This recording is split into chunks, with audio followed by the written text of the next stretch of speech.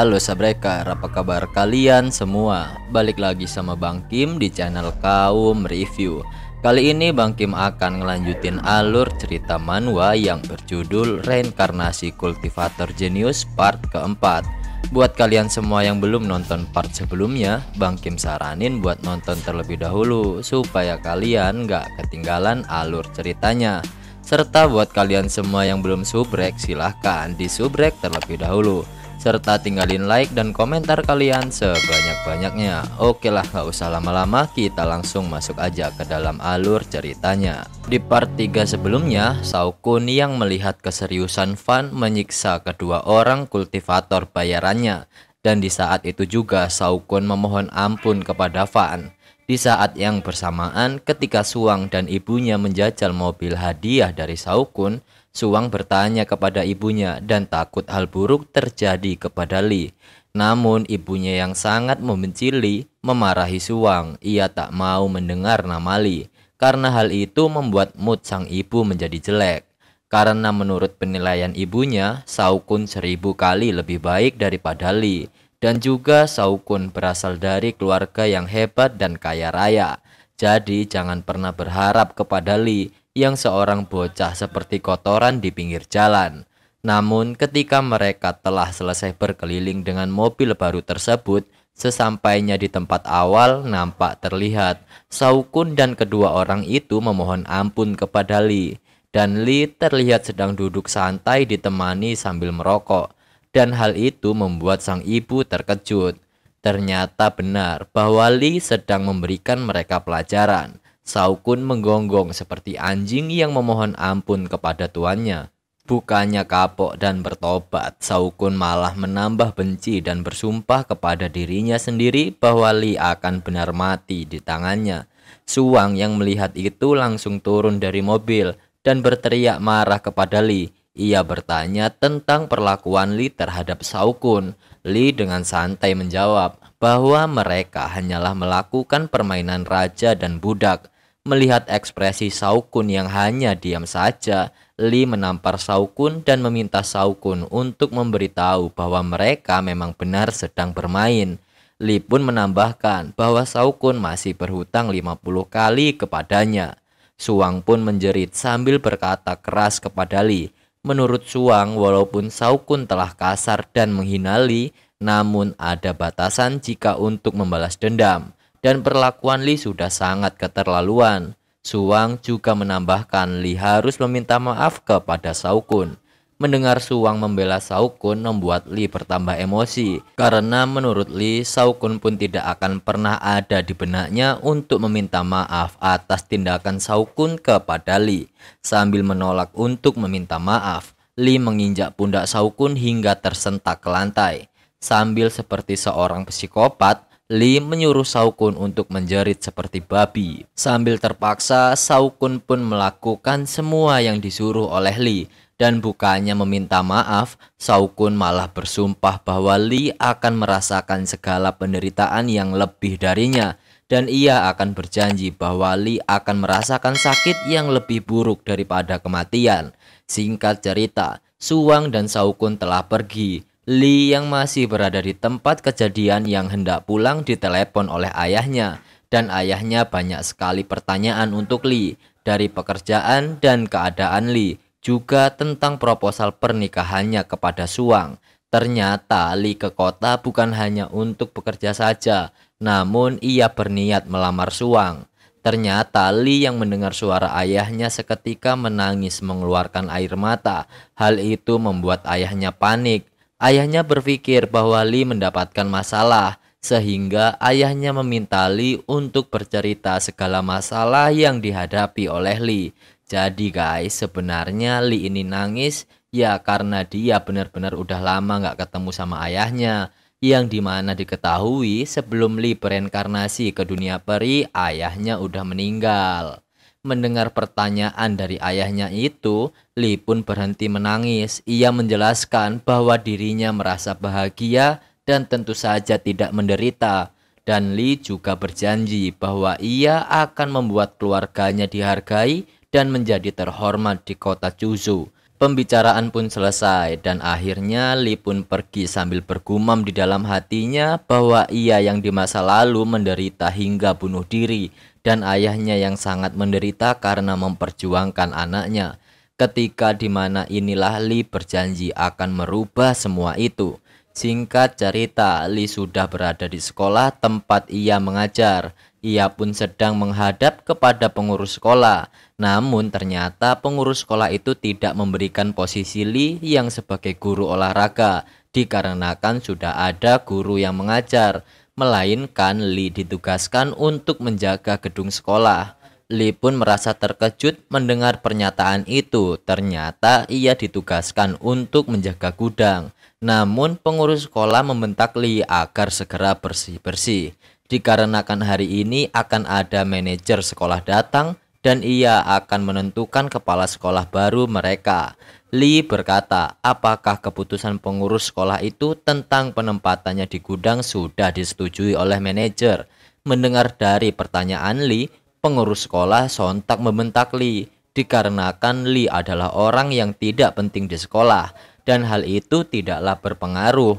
Orang itu juga menambahkan bahwa posisi kepala sekolah akan diduduki oleh Saokun dan jika Saokun sudah menempati posisi itu, jangan pernah berkata kurang ajar, dikarenakan Lee tentu saja akan dipecat. Sambil memberikan kunci gudang, pengurus sekolah itu berkata bahwa seseorang Lee yang status rendahan harus segera meminta maaf kepada keluarga Saokun karena ia mendengar gosip bahwa Lee telah bersikap kurang ajar kepada Saokun.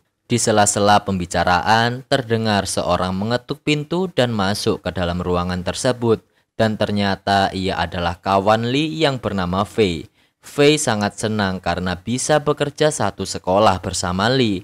Pengurus sekolah itu pun langsung terbangun dari kursinya dan membentak Fei karena tiba-tiba masuk ke ruangannya dan berbicara tidak formal.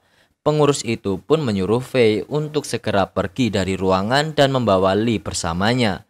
Fei pun takut kepada direktur pengurus sekolah tersebut dan ia langsung mengajak Lee untuk segera meninggalkan ruangan. Setelah mereka berdua keluar ruangan, Fei bertanya kepada Lee tentang kapan ia akan menikahi Suang, dikarenakan Lee yang sudah bekerja di tempat yang sama. Karena menurut Fei sudah waktunya Lee menikahi Suang. Namun dengan santainya Lee berbicara bahwa Suang si pelacur lebih menyukai Saokun. Mendengar pernyataan dari Lee, ternyata Fei juga tidak setuju tentang hubungan Lee dengan Suang. Namun demi menjaga perasaan sahabatnya, Fei hanya diam saja dan selalu mendukung keinginan Lee. Tapi melihat bahwa yang berkata itu adalah Lee, Fei tentunya heran karena menurut Fei, Lee bukanlah seseorang yang gampang mengeluarkan kata-kata kotor. Namun Lee menjelaskan bahwa bicaranya sudahlah halus dan tidak banyak bicara, malahan dari tadi Fei yang terus-terus merocos.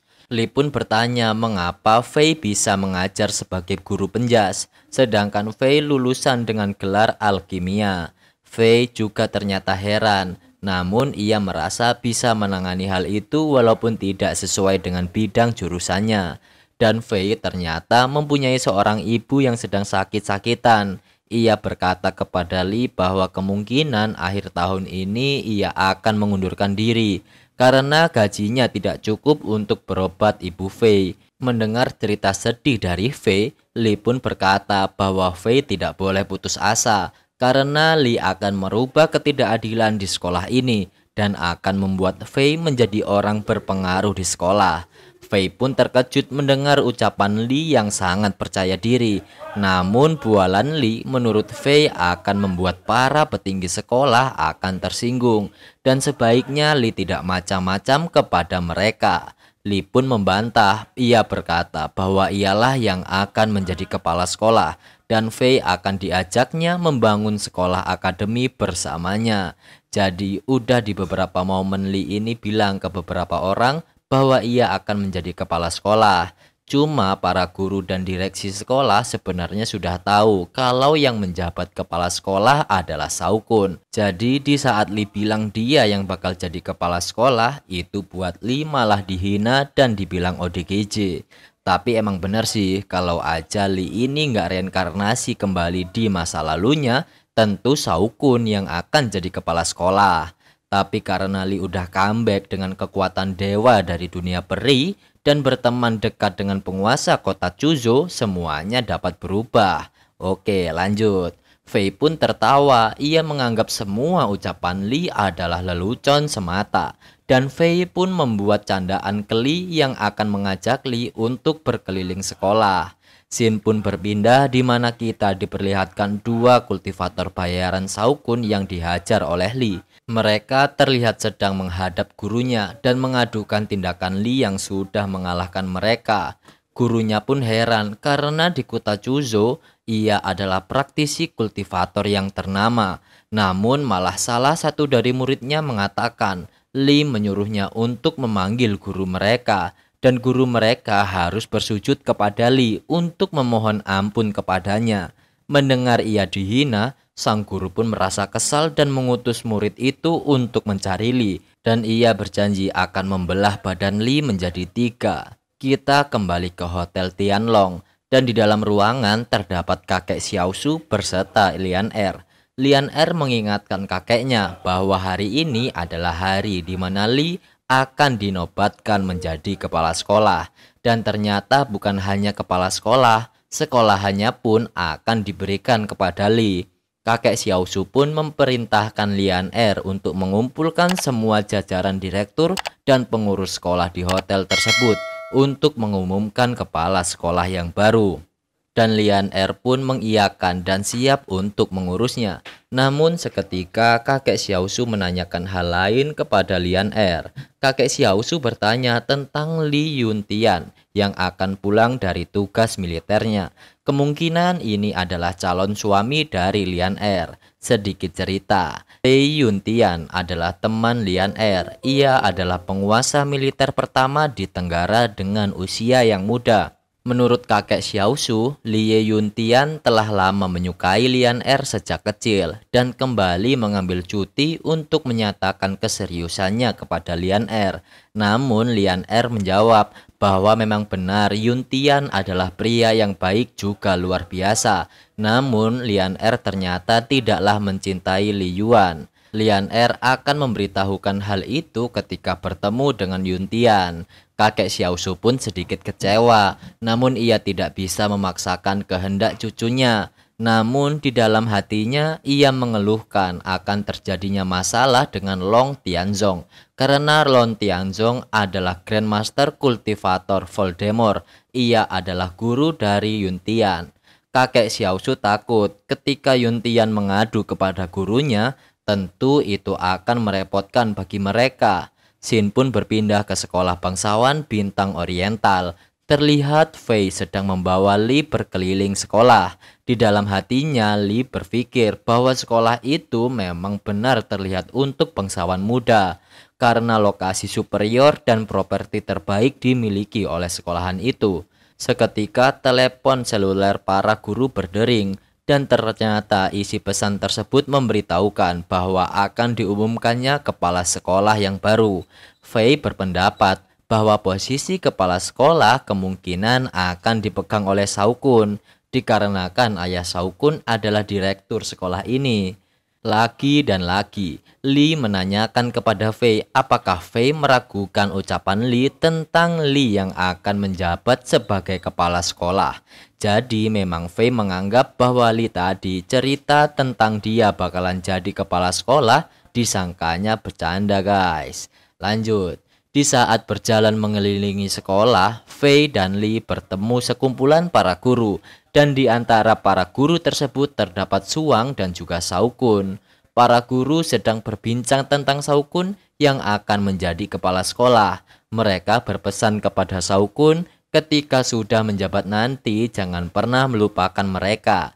Dan juga guru lainnya berkata bahwa memang Shao-kun lah yang paling cocok di antara yang lainnya untuk menjabat sebagai kepala sekolah. Lee pun berpapasan dengan Shao-kun beserta Suang. Di dalam hati Shao-kun bergumam bahwa ia akan segera menyiksa Lee ketika ia sudah fix menjabat posisi kepala sekolah. Suang yang merasa diabaikan Lee, Ia menjerit memanggil Lee untuk berhenti dan menyuruh Lee untuk meminta maaf kepada Shaokun atas tindakannya yang kemarin. Seketika Lee berhenti dan bertanya, "Apa itu seorang pelacur yang memanggilku?" ucap Lee kepada Suang. Dan Lee berkata bahwa ia adalah yang mulia, tentu saja tidak akan meminta maaf kepada siapapun. Gunung tidak akan pernah membungkuk kepada sungai maupun danau, apalagi sampah seperti Shaokun dan kau pelacur murahan, ucap Lee dengan nada merendahkan. Mendengar hinaan dari mantan pacarnya, Suang menjadi marah. Ia pun menghina balik Lee dan mengatakan bahwa Lee adalah orang yang miskin dari desa yang tidak tahu malu. Sambil berjalan pergi dan tetap mengabaikan Suang, Lee memperingati Suang agar jangan pernah mendekatinya. Di dalam hati Suang terheran-heran dengan tindakan Lee yang berubah drastis hanya hitungan hari. Perdebatan mereka itu pun ternyata ditonton oleh para guru, dan juga mereka menganggap bahwa Lee sudah tidak waras. Shaokun juga menambahkan bahwa memang benar Lee sudahlah gila dan sudah seharusnya Lee dimasukkan ke dalam rumah sakit jiwa. Di dalam hatinya, Shaokun berkata bahwa ia akan menunjukkan tentang perbedaan status bangsawannya dengan Lee sebagai orang rendahan. Sesampainya di ruangan, Fei bingung melihat Lee hanya terdiam. Ia pun menanyakan Lee mengapa hanya diam dan tidak mau makan atau mencoba minuman anggur mewah, karena mereka sedang berada di hotel terbaik di kota Chuzhou. Fei berpikir kemungkinan kandidat kepala sekolah yang baru adalah orang penting, karena para dewan direksi sampai mengatur pertemuan di hotel bintang 5. Di saat santai dan sedang menikmati hidangan, seseorang wanita berlari menjerit meminta tolong diselamatkan. Di saat yang bersamaan datang juga segerombolan pria beringas mencari wanita tersebut, dan salah satu pria itu berteriak memanggilnya. Sambil bersembunyi di balik para guru, wanita tersebut meminta bantuan dan mengadukan bahwa para pria itu adalah bajingan biadab. Guru Su akhirnya bertanya pada pria itu mengapa bisa mengacau dan masuk ke dalam ruangan dan mengusirnya. Apabila tidak pergi, maka Guru Su akan menelpon polisi. Pria itu meragukan Guru Su yang akan menelpon polisi, dan malah ia melihat bahwa Guru Su terlihat bagus untuk ditelanjangi dan dijamahi oleh mereka. Seketika, Shaokun datang dengan sok tegas. Shaokun berteriak menanyakan siapa yang berani mengacaukan acaranya. Namun setelah memperhatikan pria tersebut, nampaknya Shaokun seperti mengenalinya. Dan hal itu membuat nyali Shaokun ciut dan menyapa lembut pria itu dengan berkata, "Ternyata Baba, hei Baba, biarkanlah ini berlalu. Kemungkinan itu hanyalah kesalahpahaman," ucap malah Shaokun yang terlihat takut pada pria yang dipanggilnya Baba. Dan Baba pun berkata, "Oke, sampai sini dulu ya guys untuk part keempat kali ini. Terima kasih buat kalian semua yang udah nonton video ini sampai selesai. Terima kasih juga buat kalian semua yang selalu support channel Kaum Review. Tungguin part selanjutnya yang akan kita upload secepatnya. Terima kasih banyak. Bang Kim pamit, sampai jumpa di next video. See you and bye-bye.